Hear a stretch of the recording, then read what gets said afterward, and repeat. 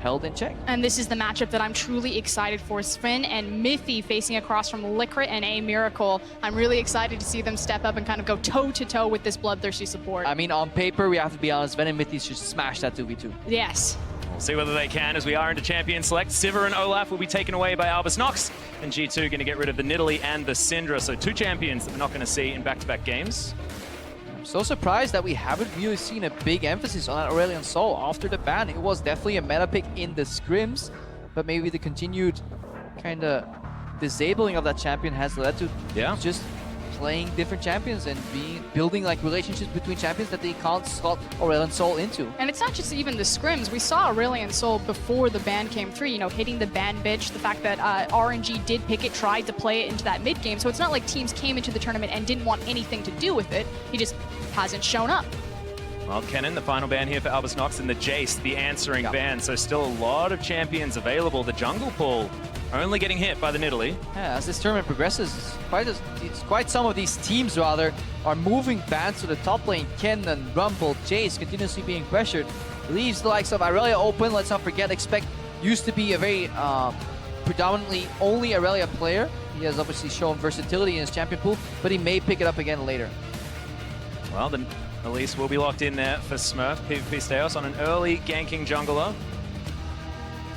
See whether that is going to be what gets them over the line as Expect. Thinking about the Rumble, these would make some sense, these picks, but Elise in seeing less and less success. I really like that they are narrowing the top lane champion pool and then prioritizing getting that Rumble. Rumble has been blind picked a lot throughout this tournament. He's shown himself to be a very capable and safe laner. I especially like it when he's used in tandem with Lee Sin, because then you're bringing physical damage through your jungler if you want to run that double AP, which we've seen a lot of this tournament.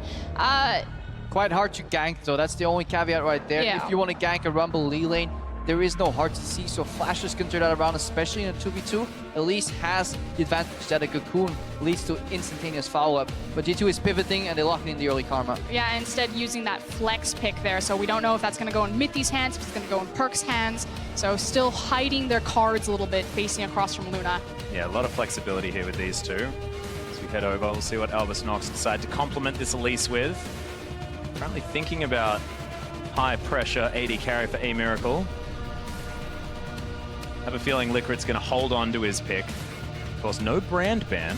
Yeah, no brand. Karma lane's fine in both brand support and Bard support. She's a fine range mage that turns into more utility later on. The problem when you play a lot of these mage supports, it's that they kind of have to index into AP, and it's very hard to find harmony between AP itemization and support itemization. Karma solves that kind of beautifully by moving into the utility role later on while still having really strong base damages. And we can clearly see that in Licrit's stat for his Sightstone. He has the latest Sightstone of any support in the tournament. It takes him 9 minutes and 50 seconds before he builds that Sightstone, so he is no stranger to that AP itemization. Yeah, for people that have like, when does a support finish his Sightstone? That's roughly like a minute 30 later than you would expect the average Sightstone to come out. I believe the average for the tournament is about 7:15.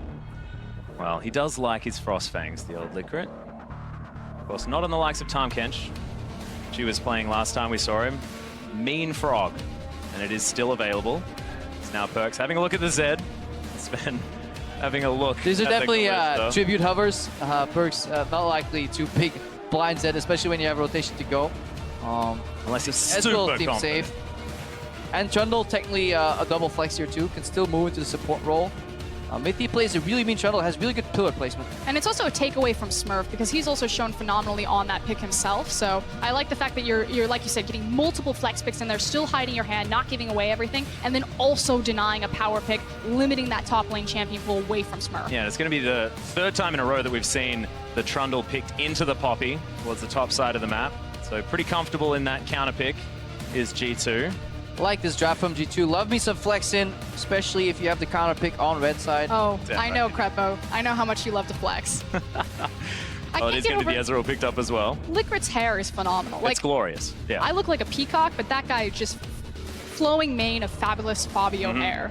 You could get a job as like one of the hair product advertisers L'Oreal, after his because brand support is worth it. Oh my God! Speaking of which, And that is going to be 2 signature champions locked in for Albus Nox Luna. The Anivia for Kira. 100% win rate throughout the regular season. Didn't play it all that much. And the brand support for Liquid. Yeah, they finish up their composition. The composition of ice and fire here. Anivia mid lane blind is bold. There have to be counter picks here. Luckily, Syndra's off the board, so the early pressure on the Anivia is hard.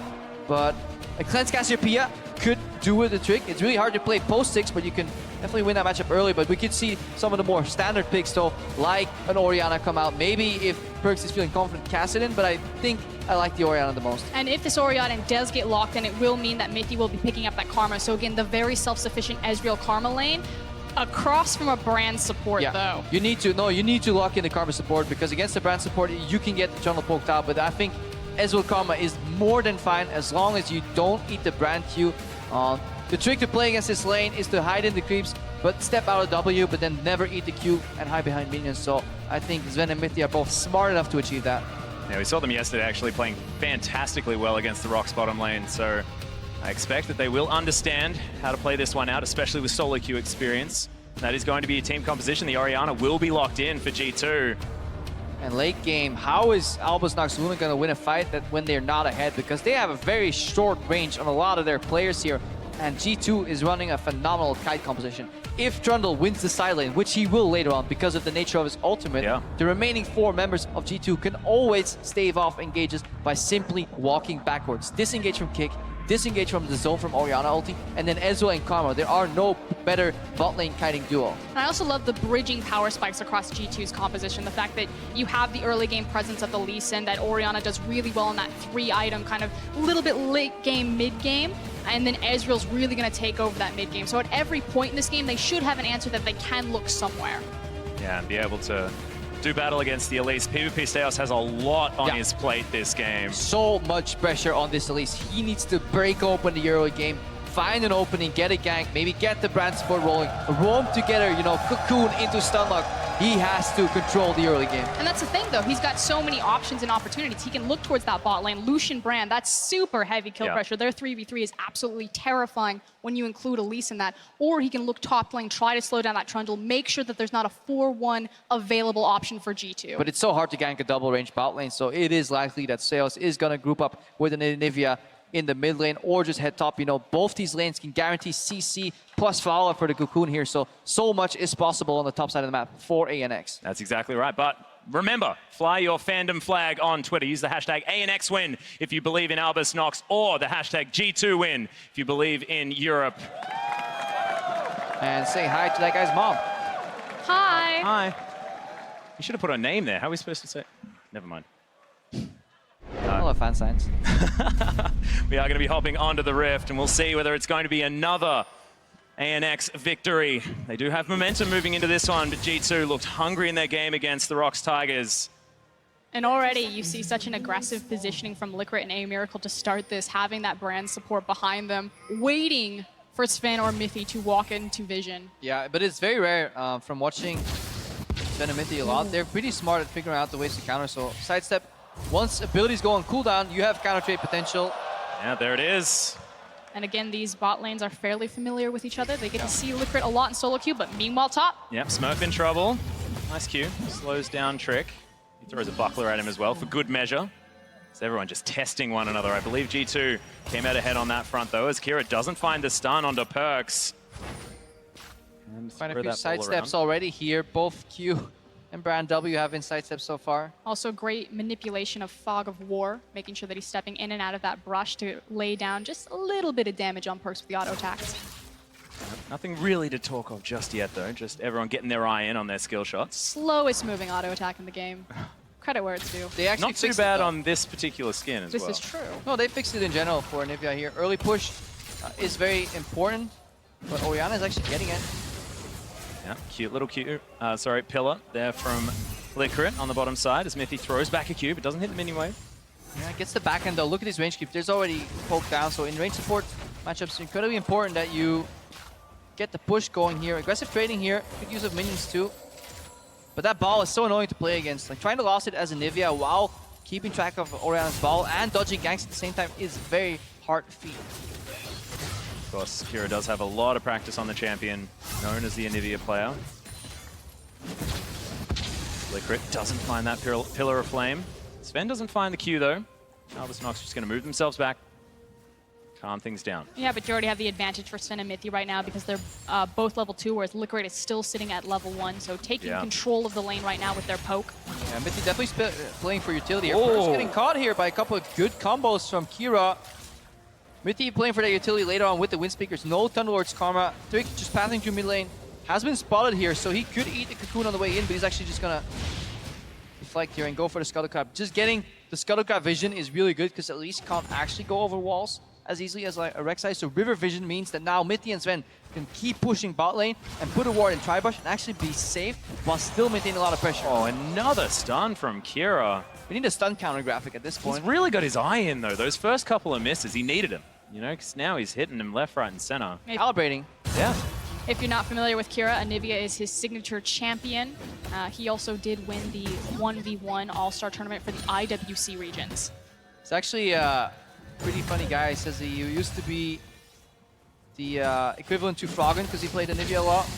Then he both moved his champion pool and he actually got a daughter. And he's like, now I'm more of the Alex Leach kind of guy. And he said his next goal is like, I just want to be the next Faker. All right. Well, Progression in mid laners. enjoying some broccoli perhaps as well. Mithy, Name Miracle. Facing off, looks like the support versus AD carry, that particular stage. And they're definitely keeping the Brand support locked down because Brand can't actually hit his spells that easily. W is sidesteppable, and then the Q follow-up can be blocked by minions, and it's so much easier to do that while you're pushing. That's the big thing, the fact that his CC is on a skill shot. So if you have more minions in front of you, if you're always pushing, it's going to deny any of that hard CC and a lot of that kill pressure that Brand support will bring. Yeah, and look, the combination of that Scuttle Crab and that Tribush ward that we mentioned made it so that Steos had to waste so much time, and now Trick can move into Fog of War completely unspotted here, and if Mithy can kind of act his way into a potential dive. Oh, the cute little wall, and Perks takes so much damage. The cleanse not gonna work out. In goes Steos to flash forward, and that's first blood for Kira. Oh, we saw Faker do this yesterday, just cleansing a little bit too fast.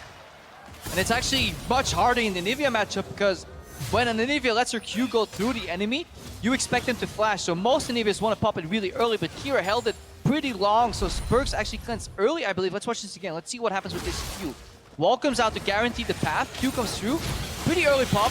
Pretty bad cleanse. Honestly, Perks just misplayed this. This wasn't a massive outplay from Kira. Yes, he landed a skill shot, but at this point, you gotta flash. Oh, and Mithy now in trouble on the bottom side. Good exhaust under Steos as the Brand passive is going to explode. In comes Expect and just chomps down on the Brand support. In goes the heroic charge though from Smurf, but he gets destroyed in answer as G2 three-man squad heading towards ANX. Expect launches forward, catches a cocoon. It looked good for G2 initially, but both teams kind of over-eager, over-aggressive, and they trade support for top laner, but that's both teleports now burned. Yeah, super good cocoon there at the end because I think he was actually going for the flash auto reset. Is that blind? They knew where Mithy was roughly as he walked in. Both teleports come in here, so they finish up Liquid. Then Expect kind of goes for the chase instead of peeling. That pillar, I think it stopped the charge for Poppy. It's a really good pillar interaction. But right now, he wants to go for auto into Q, and right before he gets his auto or Q off, he eats a cocoon here. So over-eager from Expect, trying to make the hero play here, but that pillar, though, canceled heroic charge. Yeah, and we was talking about PvP Steos. We said that he's the one that needs to perform, and everyone believes it as Albus knocks 62%. LCL fans showing up in mass, but where are the EU LCS fans? Come on, guys, get in there. Wow. That sums it up. Damn right.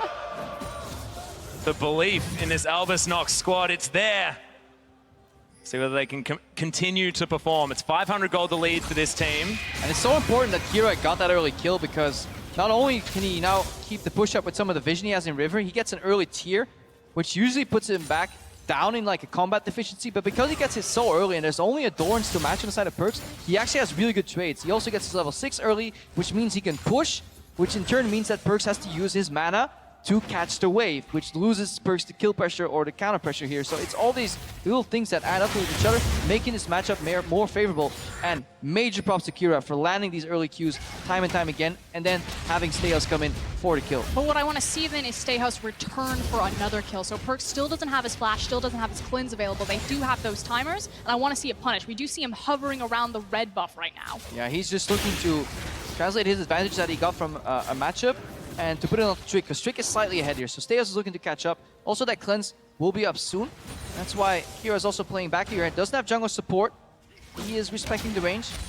Yeah, Mithy not deciding to commit to that gank in the mid lane as well. Kira had the wave push back towards him. And now you can probably see Kira play more aggressive because they spot the Lee Sin and they know where everybody is right now, because Kira himself can't play too aggressively because he doesn't have flash.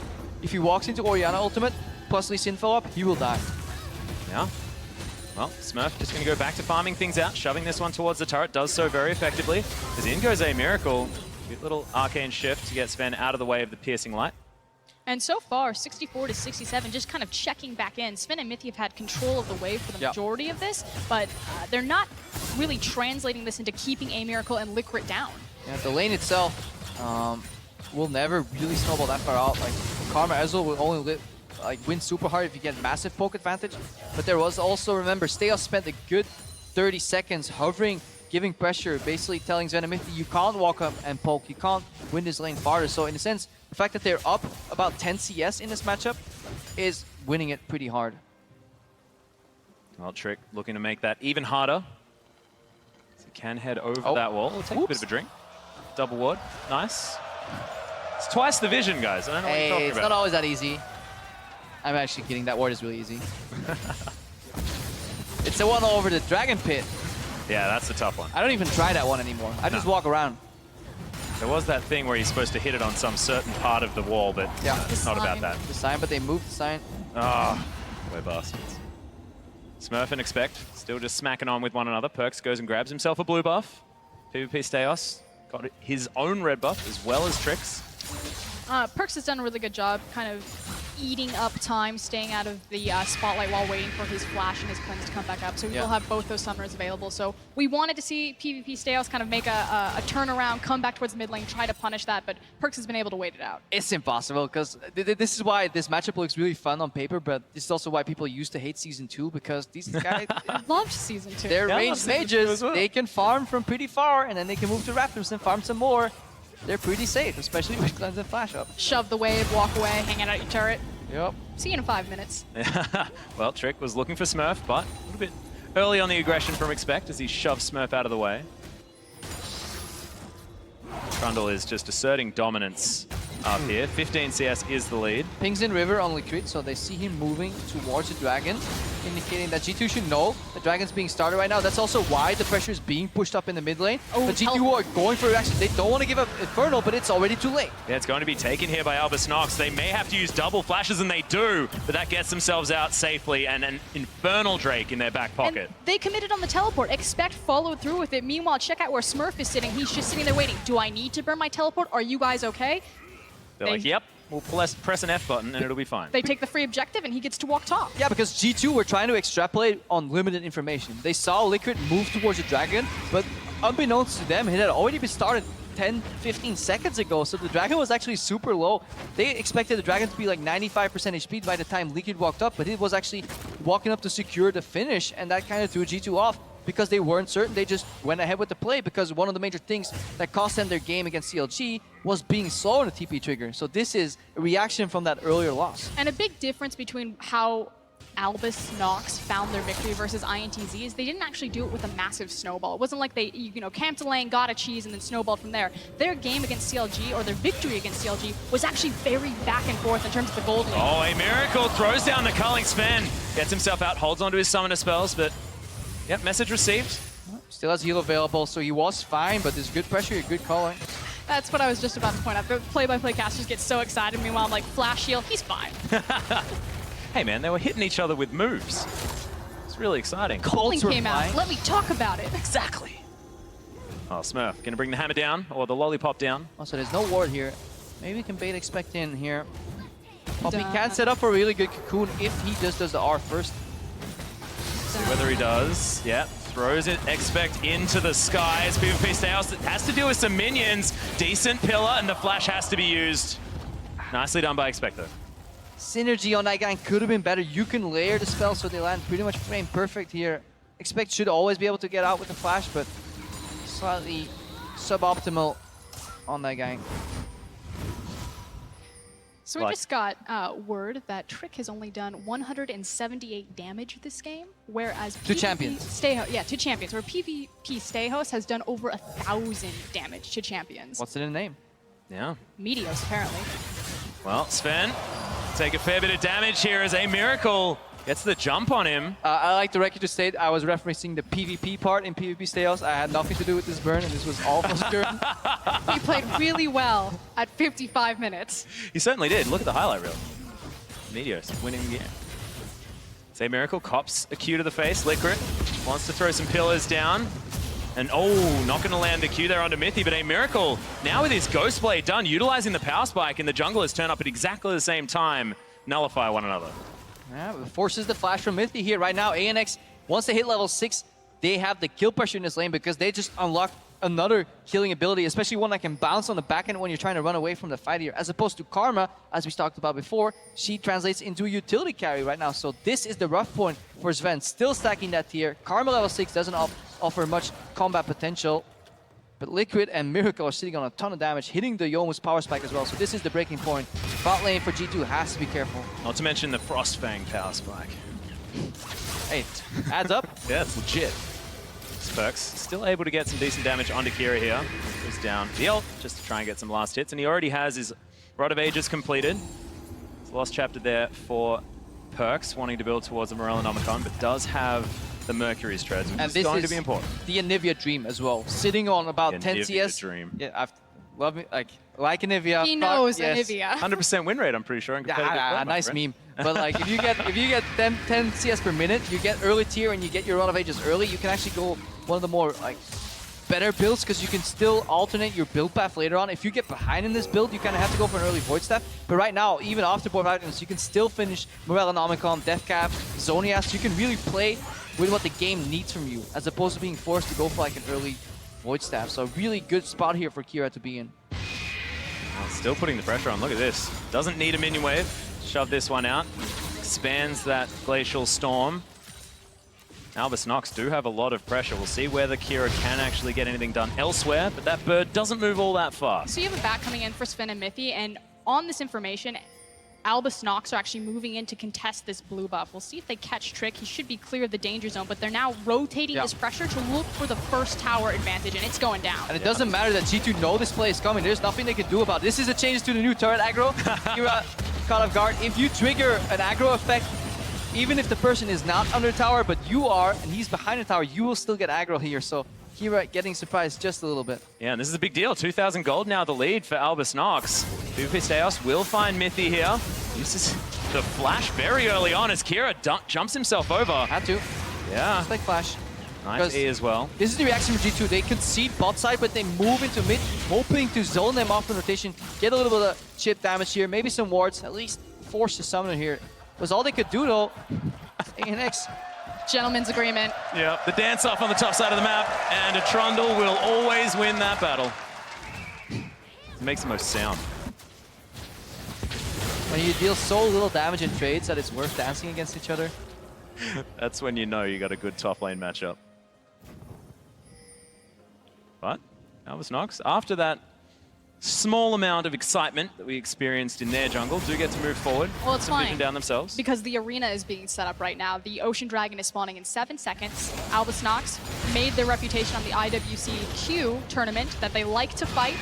So they're starting to set up their vision, and they're going to set this up. We'll see if G2 want to walk into it. But their comp is so punishing for people that want to aggressively contest look at the wall. because they can block off. They also have 3 line skill shots that they can hit in Cocoon, the Anivia Q, and the Brand Q that they can use anything for a stun. So they have really good punish if they can get the control. The problem is they have a low range composition that has a hard time sometimes getting control of the areas. But with this lead, ANX are in a position to snowball here. And let's not forget this game.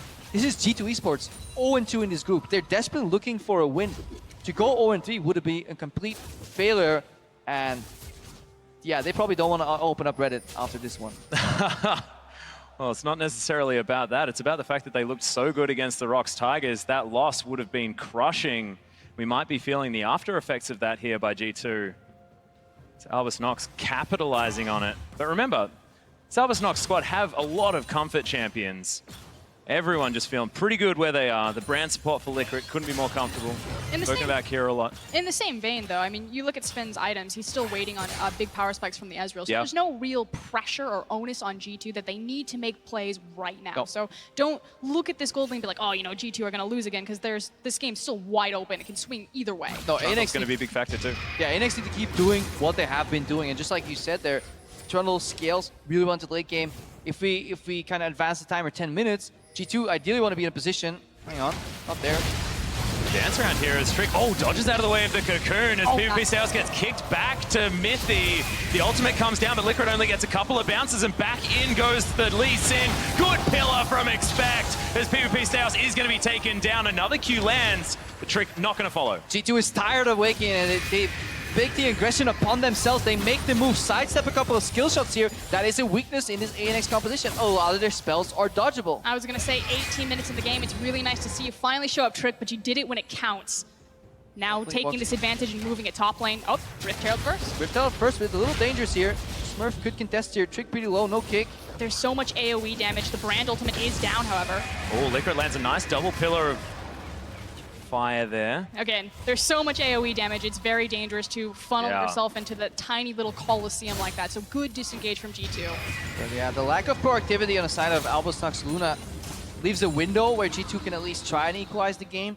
Over eager, of course, to go for that Rift Herald, but we need to see more of these pickoffs, you know, where they use the pressure in one lane to at least get vision and then make a pickoff, because as we were talking about earlier, G2 is scaling fine. In the mid game, an Orianna Trundle Ezreal composition can 3v5 teamfights. Well, Kira grabs another blue buff.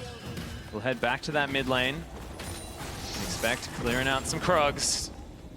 Things slowing down once again. 1,500 gold the lead. G2, they do look comfortable. They look fine. Just waiting for that time where they can take over. Yeah, it's just a tough composition to play. There's almost no playmaking ability outside of Trick really having to outplay his opponents, because Lee Sin, without any assistance, is pretty telegraphed. So you need to go for the flanks, the kick flashes, etc. They do have a good ball delivery system in terms of, you know, placing the ball on Trick. So like you said, he's still that primary engage tool, but you also have Mythy in tandem with that. So able to use the Karma speed, get Lee Sin in position. So still hard to execute, but they do have options. Yeah. Later on, though, G2 is looking to kite. We talked a little bit about it in Champions League, but as Expect is finishing up this item builds, also the recipient of both kills here, so that speaks volumes for G2's mid-game plans. They want to put Expect on a side lane, have him push, and then once the objective contention starts, that's when GT want to kite backwards. It's really hard for Steos, Kira, or even Liquid to reach and stunlock anybody if G2 is moving backwards. And we all know what Trundle can do in a split push scenario as well, come the late stages of the game. Can hold on to that if they would like to, but Albus Nox, even in almost every single lane as far as CS, only about 5 in it at the maximum. G2 moving up towards the top side. Looks like this is where the next turret will be aimed for. They don't know that it's a 3v3, however. PvP Stayhouse still hasn't been spotted by that ward, though there is one around the corner. Yeah, but they can expect it though. Usually when you have your jungler somewhere in the mid game, the opposing jungler will be there too. There's no reason for him to be bot lane right now. Has been spotted out too, so you get confirmation on the expectation. Now it becomes a vision war. But now G2 just need to buy up enough of Albus Nox's time that Trundle can continue to abuse Smurf in that bot lane. Yeah, the problem is it very rarely results in turret abusing, pressure. but the tower is what he wants. If Smurf can hold the creep wave in front of it, however, pull like a shin. That's kind of the battle here. That's why this Trundle also goes for a very lifesteal heavy build, because you want to hit the tower, get hit yourself, and then lifesteal up here. But now Perks. Oh, there's the shockwave Kira, can't flash it. It's a decent cocoon, but in goes Trick. The egg will be available. PvP Stars, can he protect it? It gets booted back. That's not how you treat an egg, as Perks is going to be able to take down the bird. I love the spin ultimate that comes by. Let me get a piece of that action right there. And again, it's another great play set up by Perks and Trick to get them going.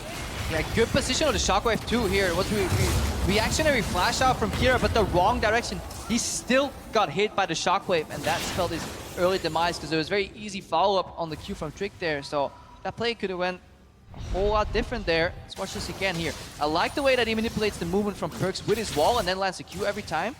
But look at the ball location and the shock, the flash, yeah. Wrong direction. You gotta watch where the ball is and go opposite. You can't go all the way over here. Good side steps from Perks though on a follow-up as well.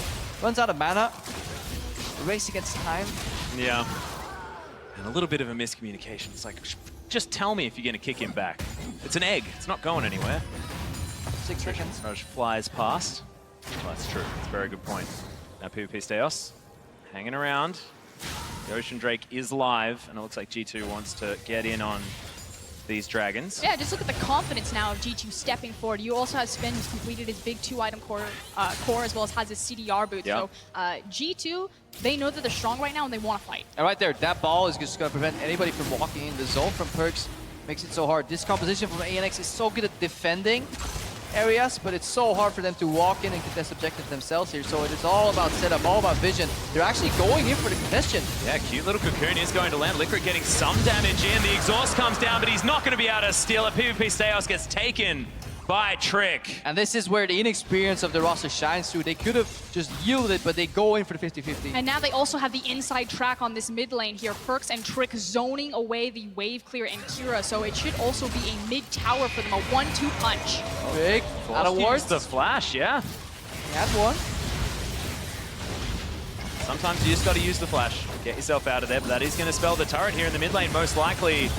Culling is going to come in. He's pretty optimistic as Kira takes another one. Doesn't have the passive. Oh, the bounce! Bounce explodes on the passive, and Liquid gets revenge. Oh, Perks flashes away, but he does it while the Bolt is chasing him, so he actually puts himself next to another target. Inexperience of playing against this brand pick altogether.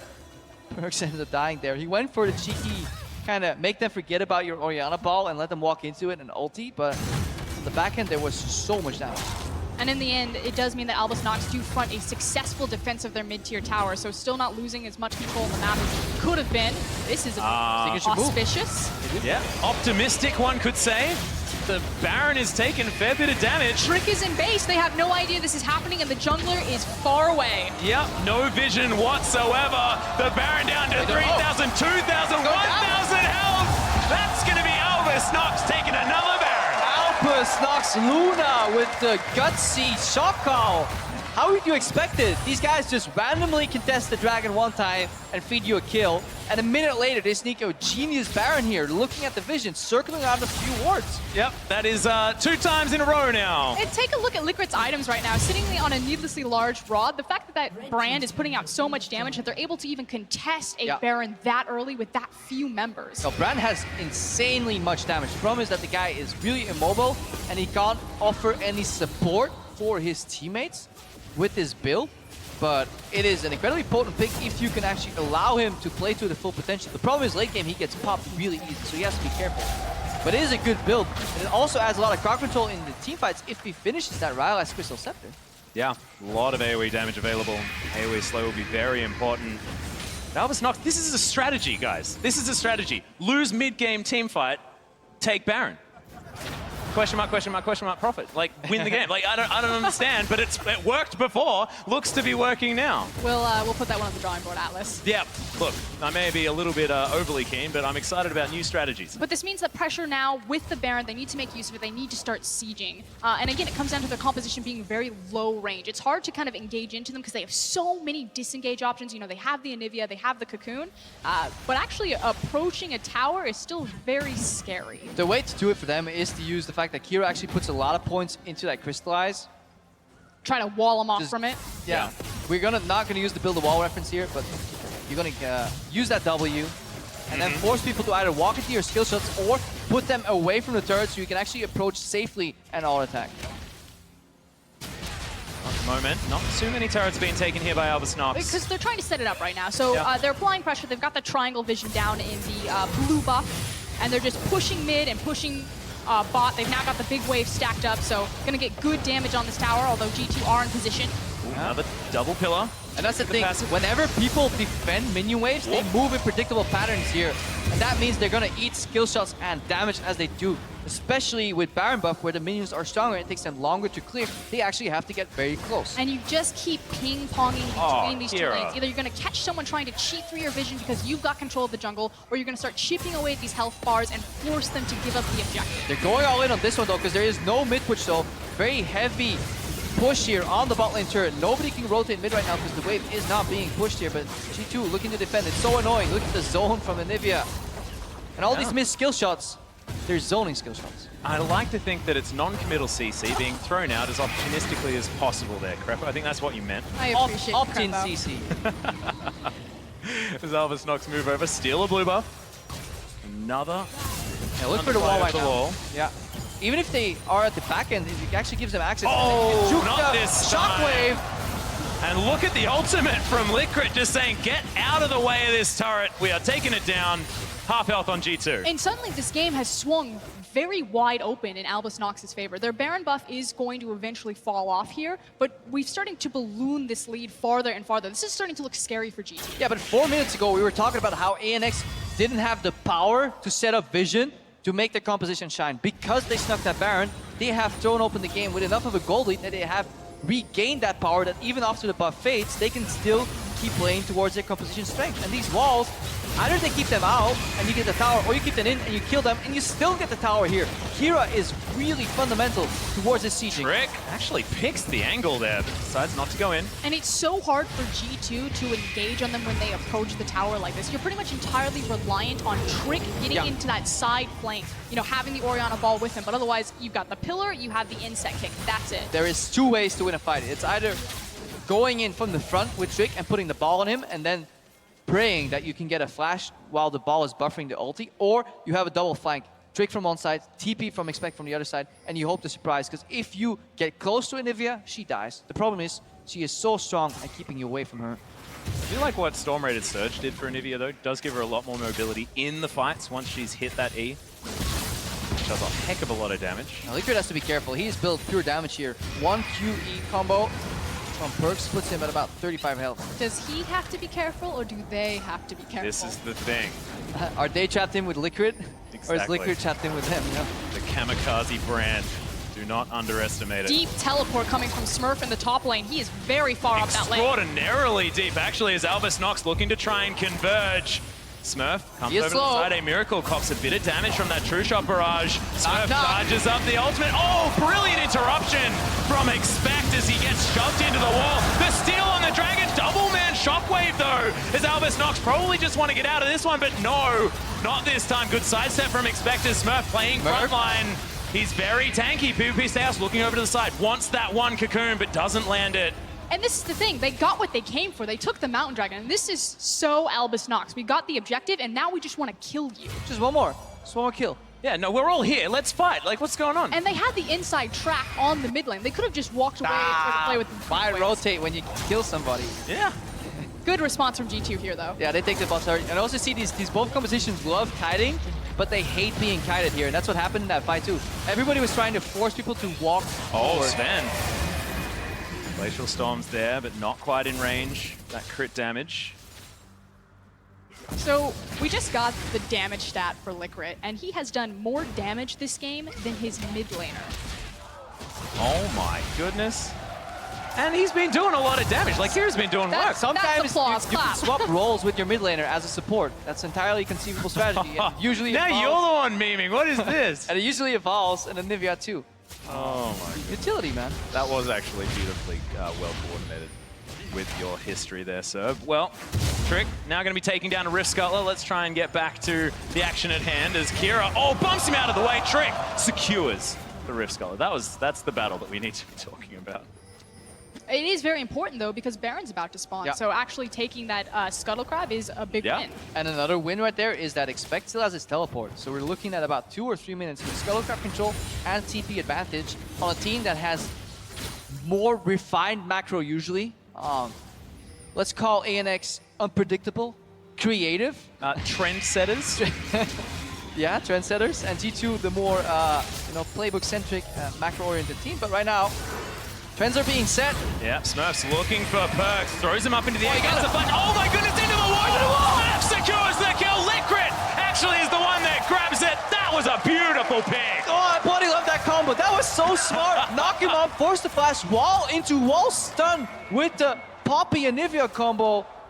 Oh, so creative from ANX. Are trends being set or expectations being shattered? They're starting the Baron right now. Tricks on the backside. Look at the damage that this Baron is taking as well as Trick gets stunned. He wants to get the magical steal. He can get in there with the safeguard, but they're holding off on the damage. Poppy W can cancel the Sven in safeguard. trouble. Kira's over the wall. The kick comes in.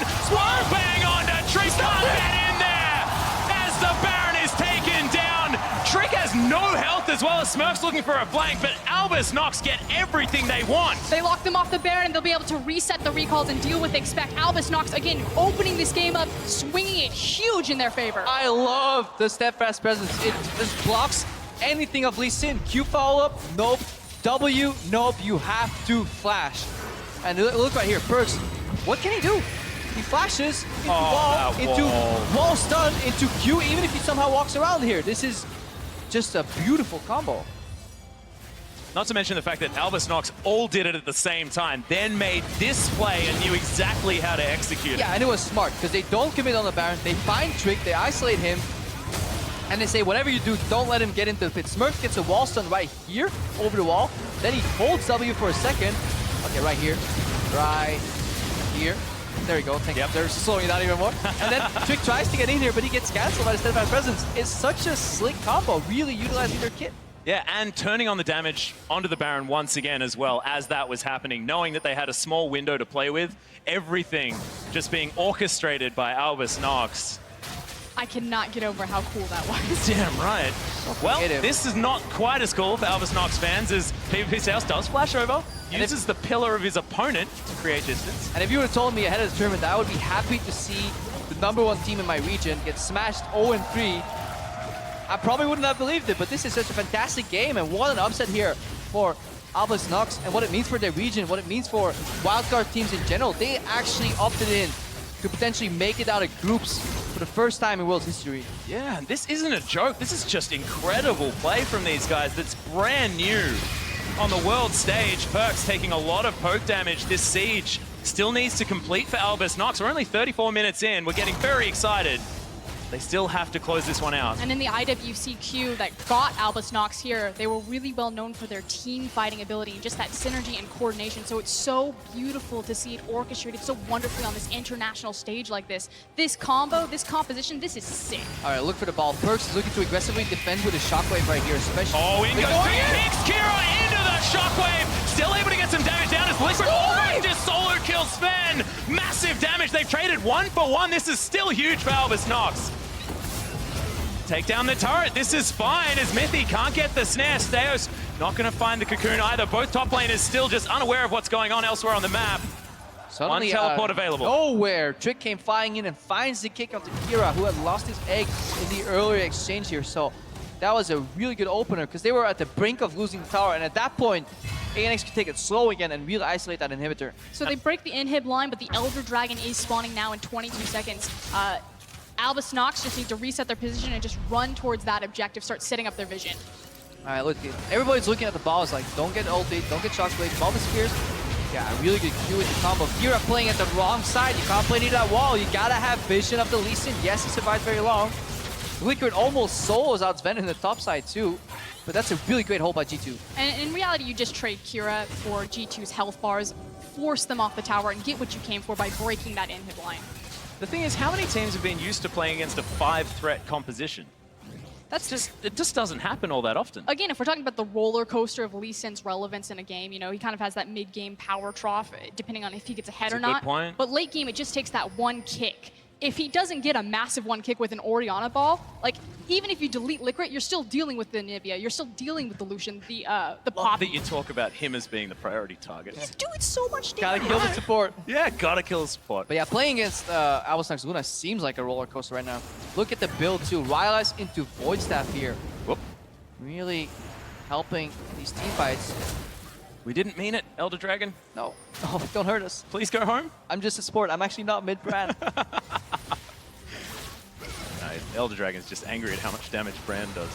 I think ANX need to wait. Oh, good double stun as a Miracle throws down the culling. Good shield comes out of Mythia's Sven. Gets himself to safety. But yet to really break out as the ultimate doesn't find anyone from Smurf. Actually hasn't thrown it just yet. Good wallbang on to Expect. Takes a heck of a lot of damage. Ulti though, so he gets out. Re-engage here. So dangerous to catch. Oh, Ego Trick doesn't get the kick that time as Smurf evacuates the rest of the team. Good wallbang onto Trick to punish him for the failed engage. These fights have have to be taken so slowly, but in a second, split second, they can get so explosive. Trick goes in, doesn't find a kick here, but Perks still has ultimate available, and everybody is dancing around that Orianna ball. That said, PvP Stejos is still incredibly low, so approaching the Elder Dragon still kind of a risky maneuver here, which is why they're being so respectful. Oh, another one! Mithy in trouble as expect. Might have that GA push. Kira gets hit by another shockwave, but it's just not enough. That ultimate from Liquid did ridiculous damage. A Miracle not quite able to get close enough to do damage to these G2 members, but this is on a knife edge. Sven looking to kite and poke and poke and poke, and when the engage fails, G2 actually get the upper hand because this Ezreal is ramping up to late game. Well, on a ward. This top lane inhibitor is in trouble. On the side of G2, they will need to go back and deal with it. Perks is the one with the job. We're coming into a scenario where across from these 5v5s, if G2... Oh no, Liquid possibly in trouble. The rest of the team are here. Expect, he gets walled in. The GA is going to be popped. The teleport from Smurf, and he's waiting with the heroic charge. See you later, Trundle. Two members of G2 Esports are in base. Their jungler and their mid laner are not even present, and Expect goes for an aggressive invade. Poor team communication. Nox Luna is playing more like a team than G2 in this game. And I was just about to say, G2 can look to win a team fight if they can survive the burst damage and start layering that poke with Sven and Orianna. But if they just walk head first into certain destruction... Yeah, I just want to talk to you about the 8,000 gold lead that Albus Nox have as well. That is massive for this squad. The items that have come in, there's a Void Staff on Liquid now. He's a legit mid laner. He's actually had that for a while. He's probably looking for his next item right now. Trick can't W out. Right now he can. Yeah, okay. The asterisk here, though, is that yes, it is a massive gold lead, but we're coming to that point of the game where the gold lead really doesn't mean so much. So, again, when everyone's running around on their core itemization of 5, 6+ items, it can go either way. Look for the wall here. They actually want to funnel them. Trick has the ball. They're looking for a combo. Perks, he has to press R. Smurf gets the juggler out of here, and that's Elder Drake. But Albus Nox, can they start the fight, though? They're relatively low. They're trying to get out. Good Inspire from Mithy with that mantra for the speed for everyone. No Q to land. There's the flash. Cocoon immediately cleansed from Perks' Trick. Caught out of... There's another one from Smurf. The Lee Sin explodes. A Miracle gets Shockwave, but that's only one target. In goes Stejos. The Q onto Perks. Sven! He's been through Perks as well. Albus Nox take 3 for nothing. Every time G2 think they've made it out alive, there's a flash poppy and a wall interaction or steadfast presence to cancel the gap closer. The chase potential from this lineup is actually hidden very well within the composition. You wouldn't expect them to be able to chase this well. Unbelievable. The inhibitor is going to go down. Albus Nox looking to finish the game. Only Expect and Mithy alive. Expect has to flash. The wall's there. The Nexus turret's getting decimated. That's it. Last Nexus goes down. Nox, 2 and 1 in the group. What beasts from the CIS region.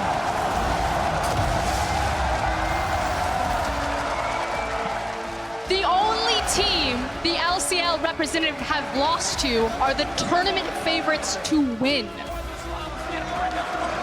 Let that sink in, everyone, because that was some of the coolest League of Legends I have ever seen in my life. They have now taken down both North America and Europe. They're looking to be Europe's next hope, to be perfectly honest.